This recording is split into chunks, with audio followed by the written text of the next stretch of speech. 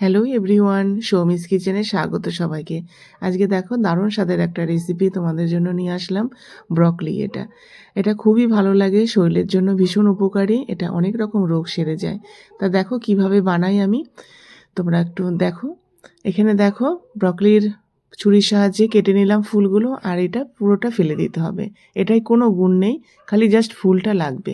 এটা অনেক রকম রোগ সারে আর কি, খুব ভালো খেতেও, শরীরের জন্য খুব উপকারী। তাই একটু গরম জলে ভাপিয়ে নিলাম, মটরশুঁটিগুলো একটু হালকা ভাপিয়ে নিয়েছি, জাস্ট একটু হালকা।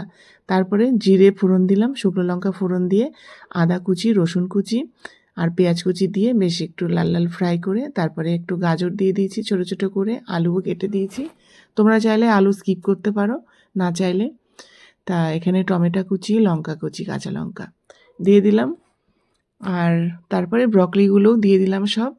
এটা বেশিক্ষণ, এটা একটু কাঁচা কাঁচাই আর কি ভালো লাগে খেতে। এটা যদি বেশি তোমরা ফ্রাই করো তাহলে এর যে গুণটা থাকে সেটা নষ্ট হয়ে যায়।